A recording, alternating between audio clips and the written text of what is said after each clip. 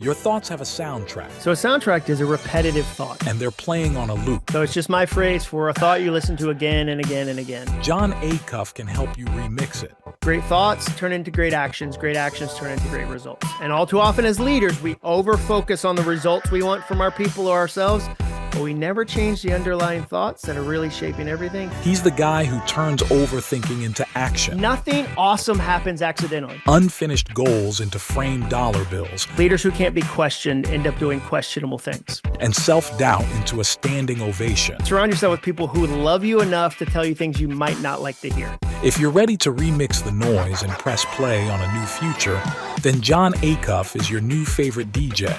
Tune in to his greatest hits on The Curious CEO. Well, welcome to another episode of The Curious CEO. Today, I'm joined by a fantastically talented Jon Acuff. Jon is a prolific writer, best-selling author, leadership consultant, world-class speaker and presenter, very funny, and apparently a lover of queso. Jon, welcome to The Curious CEO.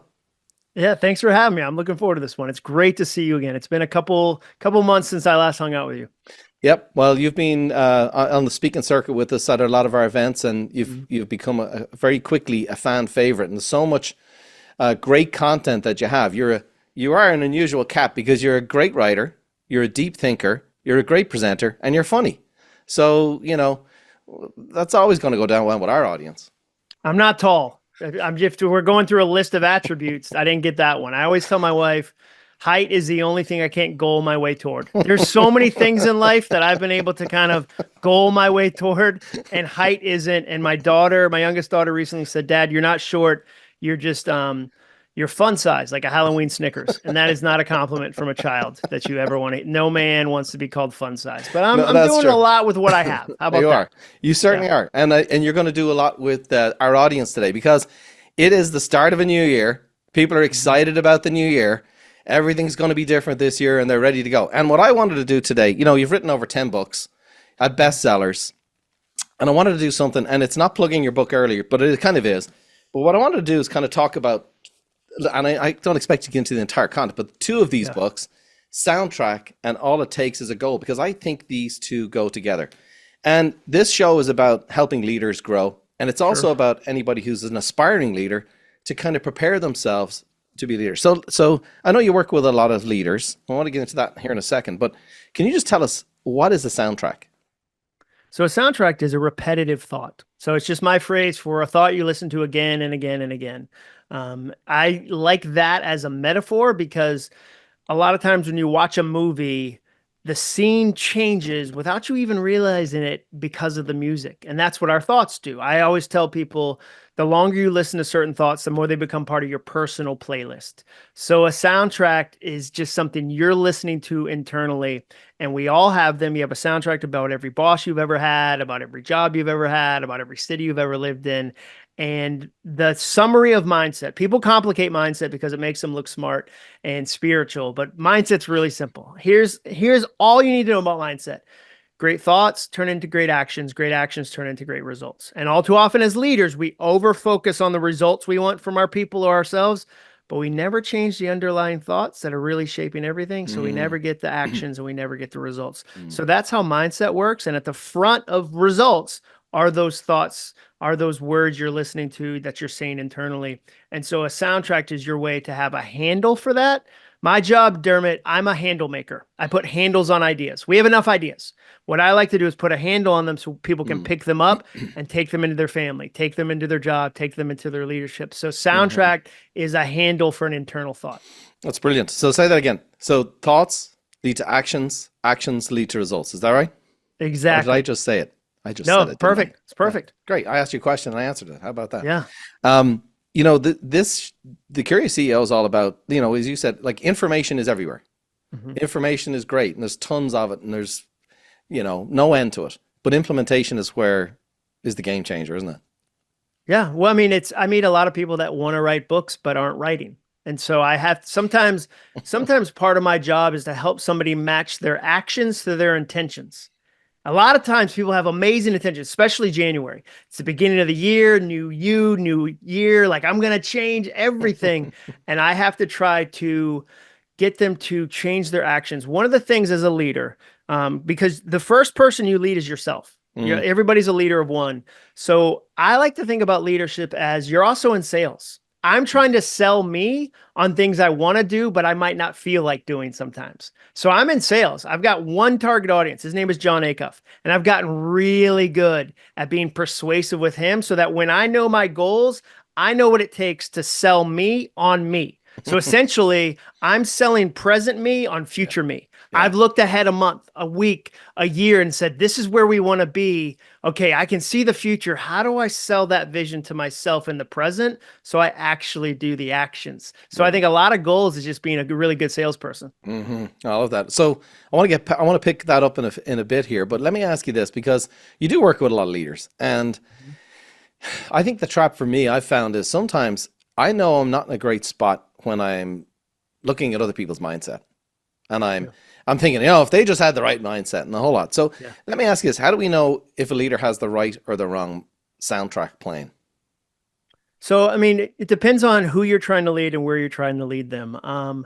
As a leader, the first thing I would say is, okay, what do I think about this person? What am I assuming about this person? What are the soundtracks I have? Like, when their notification pops up on my phone, what's the first honest reaction?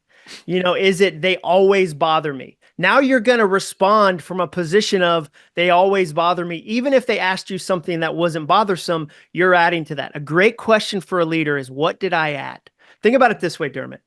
Imagine you had a big fanny pack full of salt, and every time you ate a meal, the first thing you did was empty a pound of salt onto the food. And then after somebody said, how did you like your meal? And you said, yeah, it was a little bit salty. I found it to be a little bit salty. That would be crazy because you added the salt. So sometimes as a leader, you have to have the humility and the self-awareness to go, what am I adding to this situation? They said something. Did I add any sentences? Did I add any "you idiot" at the end of that? What did I add to this so that I can really see them as an individual and see what they really said and have the self-awareness to go, every time I deal with this type of person or this individual, I'm adding some stuff. It's not helpful. I need to pull back and make sure I don't add that. So let's put a handle on that. How do I do that? How do we go? How do we do that as leaders? How do we start the process of doing that? Because you got to recognize you have salt. You've got to recognize you're doing it. How do you become aware of it? And then what do you do to work through that? Well, I mean, I think a great shortcut, my favorite shortcut of all, is people. People are the best shortcut. So a leader needs people. You're not supposed to lead alone. Leadership by itself is isolating. You are climbing a ladder, you get to the top of something. It's a very isolating thing. People start telling you what you want to hear. I always say, like, people that are on your payroll can tell you almost the truth. They get close to the truth, but they can't tell you the full truth because they run into their mortgage. Yep. Somebody on your team whose whole livelihood depends on you will tell you their truth right up to their mortgage. And then they'll go, well, if I step over this, I might lose my house. I might lose my job. My family might, lose our ability to live indoors. So I'm going to tell them slightly less. So a big part of a leader is figuring out, how do you surround yourself with people who love you enough to tell you things you might not like to hear. There's a soundtrack. Surround yourself with people who love you enough to tell you things you might not like to hear. And that's not easy. That's not fast. But the problem is, one thing I've learned about leaders is leaders who can't be questioned end up doing questionable things. If you show me a team that underperformed, you show me a business that failed, you show me a church that imploded, I'll show you a leader who is isolated and could only be told the things they wanted to hear. So I think, if you wanted a shortcut, it's find people in your life who you trust, who you respect. You can't have an accountability partner you don't respect because you'll always discount their information. You respect and will give you real feedback to guide your leadership. And that, again, not easy, but we're talking about exceptional leaders. We're not talking about average leaders. The average leader doesn't have those people. No one watching this, listening to this right now has a goal of average. They have a goal of exceptional. So if you ask me, what does it take to be an exceptional leader? You need people in your circle that can reflect the truth to you when you can't see it. That's brilliant. So true. Say that again. The leaders who can't be questioned. Leaders who can't be questioned end up doing questionable things. Yeah. And here's what happens. It's a breakdown. It's a breakdown between the boardroom and the break room. So in the boardroom, the leader announces something, goes, we're going to go this way. This is what we're going to do. And everybody claps because they have to clap. And then they get to the break room. They go, this is a terrible idea. So, I mean, can't you see that this isn't going to work? Somebody should tell them, not me. I got to keep my job, but somebody. And now you've got to disconnect. And I saw it happen. So Dermot, I'll tell you a quick story. I was on a virtual event. There were 12 leaders. 11 executives, one CEO, and the CEO's camera angle was terrible. She was shooting from under her chin. The lighting was wrong. She had like a terrible Zoom background fluttering in the back like a ghost. It was horrible. And she said to her team, how does my camera look? And every one of them said, it looks amazing. It looks so good. This looks fantastic. You look great. And I paused and I looked at the sound engineer who was in the room with me, and we both realized, oh, they don't have psychological safety. They can't tell her the truth. And you have to constantly ask for it and fight for it and reinforce it. If somebody gives you hard feedback and you argue first, you just eliminated a friend. Yep. You just told them, never give me the truth again. And so as a leader, I'm not going to pretend that when somebody gives me hard feedback, I immediately go, hey, thank you for saying that. That's like a word vitamin. I appreciate that. No, a lot of times I'm initially grumpy. I have to go away and process it. I'm not saying you won't have to do that, but eventually I want you to tell that person, thank you. I don't become the leader I want to become if I don't know things like that. So thank you for being brave. Keep that coming. Keep that coming. You know, as you say that, because it's like, again, putting a handle on things. I love what you said that. Like, here's the concept, here's the idea, here's the thought. Yeah. Let's put a handle on that and make it go to work for us. So what I'm hearing in that is make it safe for people to give you feedback. But I also heard you say something towards the end, that to come to people with a certain level of vulnerability, openness to say, hey, John, I really want to get better as a leader. And I need your help to do that. And that's going to require feedback. And I think if we can tell ourselves the benefits of, like, as you said, the soundtrack is, if I open myself up to receive this feedback, I'm going to become a better leader. Yeah. Well, one of the soundtracks I learned from a leader the other day is he said, never lose alone. Never lose alone. And it was him saying, when you as a leader get isolated, you're going to lose alone. So he was saying, no, have a team, have partners. And it does take humility and it does take vulnerability, but the ROI is worth it. And then you get people to celebrate with. One of the loneliest parts of leadership is when you don't have anybody to high five. You don't have anybody to celebrate with. If you build a circle, and it doesn't have to be 50 people, I'm talking a handful of people, you have people you can celebrate with too. So they build you up, they encourage you, they challenge you, they tell you the truth, and it's somebody to celebrate with too. So if you ask me, John, Dermot, my job changed when I started to see it as an act of service, not a performance. When I'm at an event, I'm trying to serve the audience and the leadership team there. It's not a performance for me. Brilliant. I now think about it, okay, it's a service and it's a learning experience. The truth is, I get to sit on the front row of 50 of the best classrooms in the world every year. So when I talk to FedEx, when I talk to Walmart, when I talk to Range Rover, I'm learning. And so if you said to me, John, you're around 250 leaders a year or 1,000 leaders a year, what are some of the things that make exceptional leaders versus average leaders? The ones that are exceptional have people in their corner and they pursue them and they honor them and they chase that out and they don't fight it when they get the truth. They embrace it and they change and they get where they want to go a lot faster. I love that. Yeah, I've certainly experienced that in my life. I mean, behind me is my wall of fame. And these are all people who have spoken into my life as a leader. Yep. They've been mentors. I think as you're saying that, like, I think my journey was, you go from, like, you're doing your best and it's not working out and you run into maybe shortcomings or bad habits. And then somebody gives you feedback, and somebody gives you feedback in the wrong way, it's going to get the wrong. But people who give you feedback in a great way that says, listen, if you can just do this, you're going to get better. And that's what's right behind me. All of those people on that wall have given that to me. And so let me ask you this, as you're saying that, I'm thinking of, there's a verse that says, the wounds of a friend are better than the kisses of an enemy. Yeah. Yeah. And it does make you better. So let's say, we get ourselves right. That's step number one. We open it up. And let me ask you this, I always want to know this. How long will it take, John? It'll take 11 days, maybe 12. No, see, it's funny. We want specific answers to problems that are going to be solved over time. So people ask me, another one, people go, John, how many goals should I work on? I go 4.8. It should be 4.8.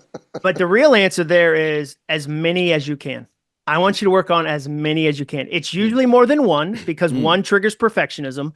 It's usually less than 20 because 20 triggers overwhelm.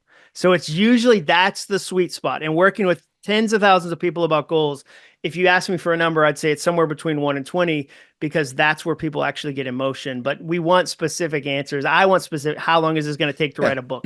People want an answer to that. I can't give them one. It's going to take what it takes. It's going to take the time it needs to. So what I'm hearing is practice it. As leaders, we need to practice this. We need to practice asking for help. We need to practice asking for feedback, and then probably try and smile and not growl at people with the face as they're giving us the feedback. Yeah. Yeah, well, and make it like a project like anything else. That's the thing, is that I always just say, turn it into a project, turn it into an experiment. How can you gamify it? How can you make it fun for yourself to go ask it? Make a goal of, I'm going to ask 5 people. Make a goal of, like, I know a leader, and one of his rules is he doesn't say anything in a meeting, especially a brainstorming meeting, until 5 other people have suggested 5 other ideas. Because he knows the second he jumps in, conversation over. Because he's the most powerful person in the room. So he sits back deliberately and quietly internally counts numbers of ideas to make sure that his team has the confidence to jump in, to brainstorm, to share. Because one of the dumbest things we say in brainstorming meetings is there's no bad ideas. There's no bad ideas. But then everybody immediately looks at the most powerful person in the room and tries to say slightly less dumb things than that person. Yeah. So you have to be, as a leader, that's part of it. And that's part of you being intentional. Yeah. Like, I remember I heard somebody once say, a leader is like sitting at the top of a pyramid of gears, of little gears. And he said, the leader turns half an inch and the next gear turns a whole inch. And by the time you get to the bottom of the organization, that person is spinning 1,000,000 miles an hour. And leaders have seen that. In the hallway, you'll pass something and go, oh yeah, I like the color red. A month later, the entire marketing plan is all red. And you go, where did that come from? I'll give you an example of my own life. I really was doing a poor job leading my assistant. So what I was doing is that we'd have a phone call and I'd tell her 10 ideas, but I wouldn't be brave enough to say which ones were really important and which ones I wanted her to work on. So she had to go guess. The next week, she would guess and she'd come back and go, hey, I worked on idea 2, 4, and 8. And I go, oh, the ones I really wanted were 7, 9, and 10. Didn't say that, was hoping you mind read. But so as a leader, you're constantly finding those things and fixing them and fixing them and fixing them. Yeah, and as you're saying, it's like, all of this stuff takes time and intentionality and practice, right? I remember what good doesn't? There's I always say, nothing awesome happens accidentally. There's another soundtrack. Nothing awesome happens accidentally. I've never met somebody who accidentally got in shape, who said, Dermot, I was binge watching Netflix. Next thing I looked up, I was doing burpees. I don't even remember getting off the couch. It just happened. I've never met somebody who accidentally had an awesome marriage. I've never met somebody who accidentally had kids that wanted to hang out with them when they were out of the house. Nothing awesome happens accidentally, but it's worth it. It's worth it. It's worth it. And that's what's really fun for me, is when I can get somebody to see the vision of what's possible, if I can get them to believe in it, and then I can give them some steps along the way. And that's what I love about your events. Like, your events are really motivational, but they're also really action-based. Like, there's some events you go to, you get to the car and you go, what was that thing I was going to do again? I felt like running through a wall like the Kool-Aid man, but I don't remember a single thing to do. And you guys answer the question I answer with my stuff, which is, what do I do on Tuesday? I got a real Tuesday I'm headed to. That's what leaders, if you can't ask them that question for your people, if you give them a bunch of vague directives that they don't know, like they're trying to figure out, what does he or she want me to do with this on a Tuesday? I got a real situation. What do I do? I think that's a big part of leadership. It is. Yeah, that's true. I mean, at the end of the day, that's why, we do the events, to get people to close the door behind them and think about what's possible. Yeah. And leave the world outside. Then we tell them, hey, you might need some help with the implementation. And so that's where they get into coaching, and that our coaches do a wonderful job of encouraging people not to give up on what they were excited about in the first place. And remember, it's not a game perfect, just like you're saying. So as you're going through this and we're getting ready as a leader, like we're getting all this stuff that you're saying takes practice. I mean, we could probably do 50 episodes on just that alone. But now, as a leader, as I'm practicing, and you've kind of, nudged on it right now, which is like, how do we get our teams? How do we see if the bad soundtracks are in our team, and we can't beat it out of them. How do we encourage them to change their soundtracks? Well, the first thing you do, there's an individual exercise that if any leader wants to figure out if they have a bad soundtrack, it takes 30 seconds. You write down a goal and then you listen to your reaction. Every reaction is an education. So you write down, I want to scale this company. I want to lose 10 pounds. I want to write a book. I want to know my spouse better. And then listen to the first thoughts that come. Are they positive or negative? Most people, they're going to be negative. They're going to be, Who are you to do that? Why do you think you can do that? That'll never work. You don't have the resources. The hardest part of the 11th diet is the first 10 diets that didn't work. Because the minute you try to change your life, they come out of the shadows and go, hey, I'm the Peloton you bought during COVID. Remember me? Like the Thigh Master from Suzanne Summers comes out of the shadows and goes, hey, remember me? And so the first thing you do as a leader is you figure out if you have bad soundtracks, but then you just take that same exercise to a team. If you sat down with your team and said, hey, I see where we could go. I see new markets. I see new territories. I see something in you. Here's what I see. What's their reaction? Is their reaction to come up with the list of reasons it won't work? Like, is their reaction to come up with a list of excuses it won't work?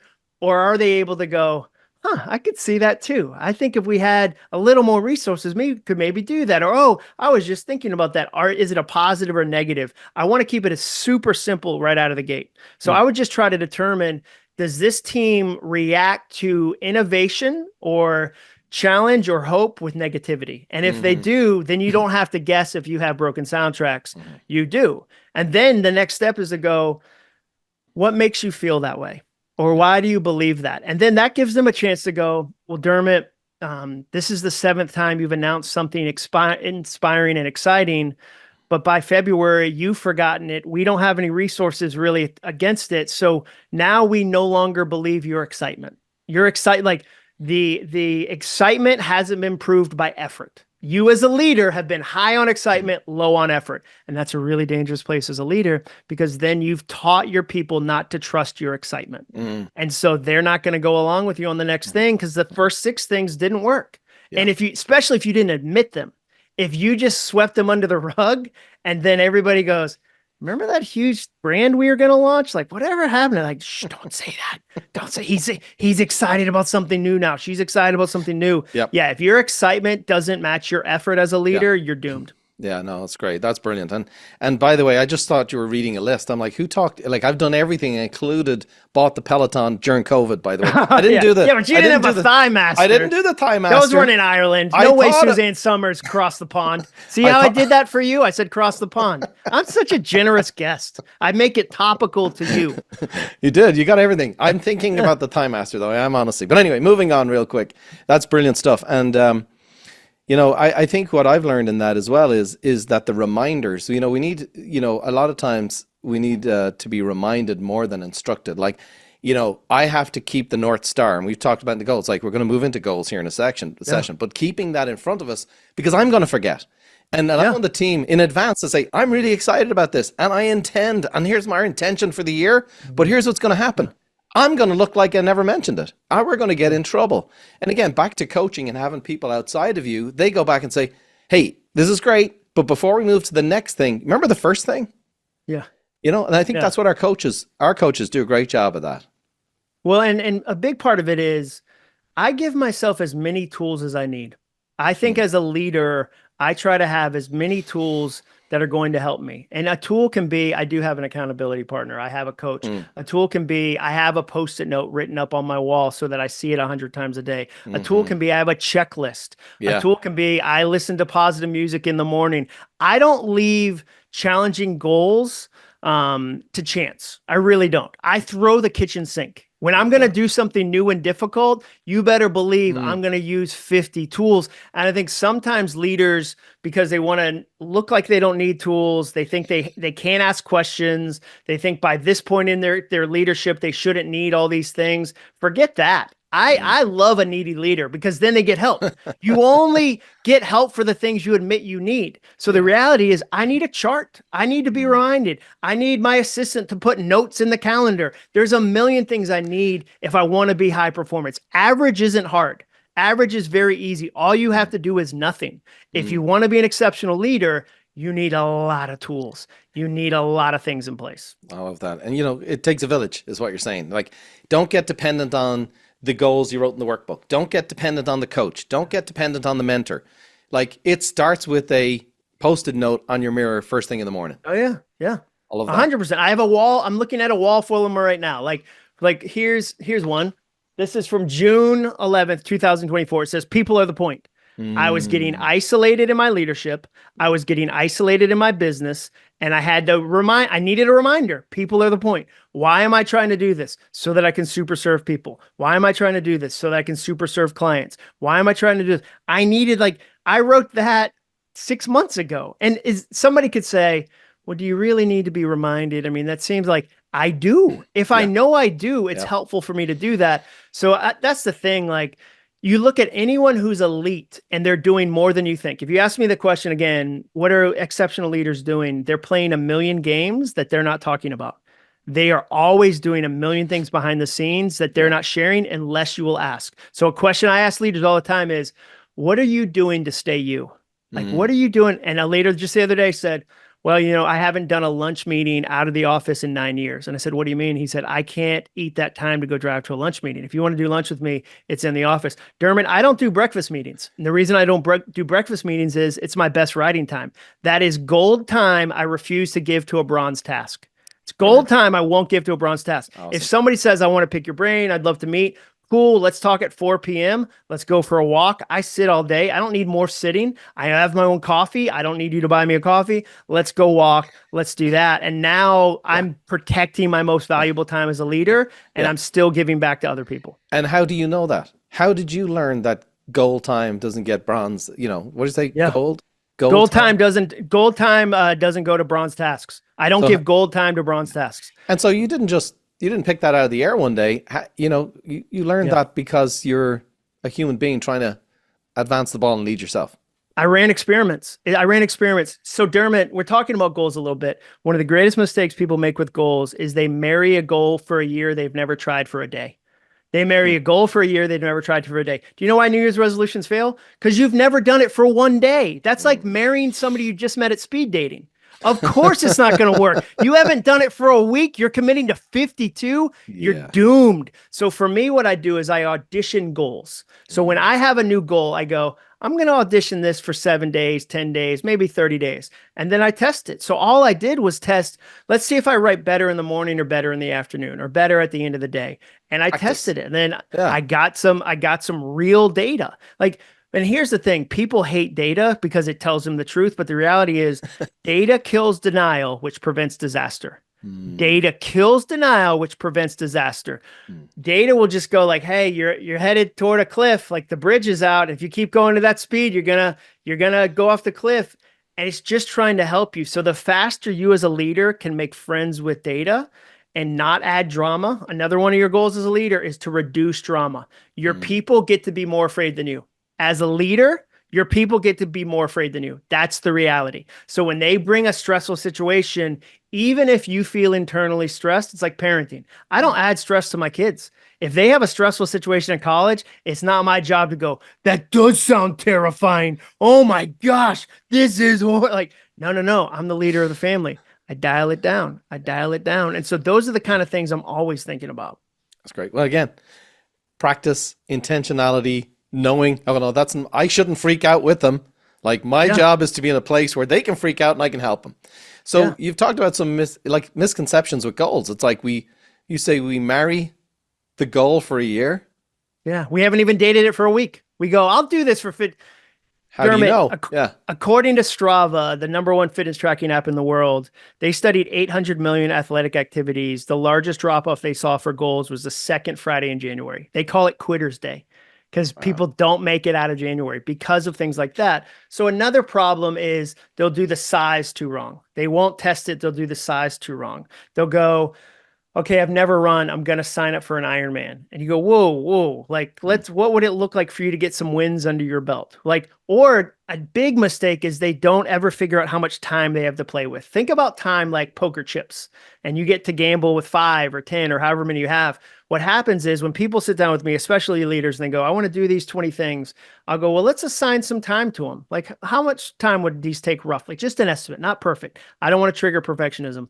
And they'll end up coming up with like 25 hours of goals. And then I'll go, okay, you're going to put those in your week. How many hours of free time do you have in your week right now as a leader? And they go, free time? What are you talking about? I'm very busy. And I have to say, okay, you've got 25 hours of new goals and a calendar that has 0 hours available. You just created a disaster. So what would it look like for you to free up some time to reduce the number of goals you want to do, to earn, find the gap? Like Like a silly thing. This is a silly thing as a leader. I do phone calls when I'm driving places. That's Mm, now a meeting window. I like for mm. years, I would just drive to my haircut and listen to the radio. And then I was like, man, I'm busy. And when you're busy, it forces you to get deliberate about your time. So then I started to find pockets of time that had been hidden for a long time. And that just made me an even better leader because now I could slot conversations into different moments that I had been telling you, I'm so busy, I'm so busy. I actually had more time than I thought. That's brilliant. Because you're doing you, right? You're like, I'm going to use the car to accomplish that goal. 100%. That's the thing with leadership is that leadership is always a la carte. It's always a la carte. I've never met a single leader that said, oh, I just did this whole book step by step completely. No, you're always listening to podcasts, talking with mentors, reading books, and you're going, ooh, this fits my life. Ooh, this fits my life. And so there's a lot of people that'll hear some of the ideas I'm sharing and go, man, that's weird, or I wouldn't do that. Awesome. Do something different. I don't care how you do it if you're getting the results you want. So when people go, John, how do you read 100 books a year? I go, man, there's actually a lot of time if you listen to audiobooks deliberately. Like when I run, guess what I'm listening to? I'm listening to an audiobook. Like I'm double dipping. I love the double dip actions where both parts of me are getting better. My mind and my body at the same time. Like now I'm really moving. And sometimes people say to me, John, when you share about your goals, it's a lot. It's a lot. And I go, it is, but I expect a lot out of life. I want to have a lot of friends. I want to make a lot of money and do a lot of cool things with it. I want to lead a lot of people. So yeah, it is a lot. You're right. But that's what I expect. I'm not here for a little. Again, I'm doing deliberate things to go. If average is watching 34 hours of TV a week, which it is, Nielsen ratings, the average American watches 34 hours of TV a week. That's almost a 40-hour a week job. Imagine if you just cut that in half. You're still watching 17 hours, but what could you do with 17 hours? There's that's one of the lies is that you're busy, busy, busy. There's more time than you think if you'll look for it. Busy doing what is the question. Yeah, somebody's getting it. You're working for Instagram. Like if you want to find time as a leader, take out your phone, go to screen time and steal some time back from your greediest, hungriest app. I looked on my phone one week. I'd been on Instagram 13 hours. You know how much they paid me for it, Dermot? $0. I volunteered for Instagram, which is not a nonprofit, by the way, for 13 hours. You've hired me before. I'm not cheap. That's expensive. Yeah, it's expensive. But apparently I work for Instagram for free. How generous am I? Wow. That's true. Well, they say, what do they call, drug addicts are called users, and, in the technology world, they call how many users do you have. So yeah, let's not do that. Listen, this is fabulous stuff. Fabulous stuff. And just what I'm hearing, what I'm taking away from a lot of this is continue to work on myself as a leader. Yeah. Make it okay for people to give me feedback. Tell them why. It's not about them or criticizing their feedback. It's about, hey, I want to get better as a leader. And I got blind spots. I also liked what you said about, as we write goals, when you write the goal, how do you feel? Yeah. Does it exhaust you? Does it drain you? Does it kind of go, well, I've seen that one before. With feelings, the big thing with feelings is it's one indicator on your dashboard, not the only. Most people, where they get stuck is they drive their car and only look at the oil. And then they run out of gas, they get a speeding ticket. So you can't only look at feelings. There's some motivational people that go, screw your feelings are dumb. No, if you ignore your feelings, you're missing a big part of self-awareness. But it's not the only thing on your dashboard. You have other things like commitments, how much time you have, what your real goals are, your feelings. I want you to have a pretty complete dashboard as a leader so that if you ignore your feelings as a leader, you eventually get fired for anger issues because you thought you were passionate. You had no idea you struggle with anger. You thought, no, I'm all in, I'm passionate. You didn't look at the feelings indicator on your dashboard. So you have to have a pretty robust dashboard as a leader, and that includes feelings, but it includes a lot of other things too. And I think you've got to keep an eye on that. Well, John, that's brilliant. I can tell you what I'm going to do after this. I'm going to go back and watch this again. And I'm going to write down a bunch of stuff. And then I have a vision of my mirror in the morning. I'm not going to be able to see myself in the mirror. You're not going to be able to Post-it shave. notes everywhere. You're going to have a beard. You're going to have a huge beard. Irish people can grow great beards, I feel like. So you'll be fine. Well, the Italian side of me must be eating into that. I don't know what's going on. But listen, John, you're absolutely fantastic. Thank you for taking the time. You're very, very generous with your time and your information. And you've got a great heart. And you do serve people. So you're living out your appreciate that. mission. And so would you be okay hanging back and talking to some, I know a lot of our leadership coaches are on, coaching clients are on here. I would love you to come that. backstage. That'd be great. Well, in the meantime, for everybody else, I'm going to encourage you to not walk, but run out or go to Amazon immediately and not just buy one book, but buy both of these books. And I'm gonna make a bold suggestion. I'm gonna tell you to start here. I'm gonna ask you to start with Jon's soundtracks and then go to the goals. But go and read these two books. They're going to help you, especially this time of the year. Go to jonacuff.com and stay connected to this man. This man's got great thoughts. He'll makes it fun. He's got great energy, as you can tell. So our job is to give you the best referrals we can get you. And I don't know a better referral than Jon Acuff. I appreciate that. And Dermot, what's fun for me is that the community you guys have built up is fun to be a part of. I know we're doing our first live event in Franklin, Tennessee, outside of Nashville in April. And I know there's going to be some of your folks there. And it's always fun. Anytime I've spoken at one of your events, I always joke, you guys ruin me for everybody else, because the energy, the enthusiasm, the note-taking, the questions. So it's an honor to get to do anything with you. Do I get a free ticket to go? Do I get a ticket? Of course. Or at least a discount. Yeah, of course. Yeah. When is the event? April? It's in April, and it's jonacuff.com/live. So my name, jonacuff.com/live. Of course, free ticket for Dermot. And you know what? I'm throwing one in for Brian. Both Buffinis. Let's go. You know, we have a one Buffini rule. There's two is bad news. So no, don't do that to yourself. Buffini. Hey, One everybody, Buffini. go check out jonacuff.com. Get to the event.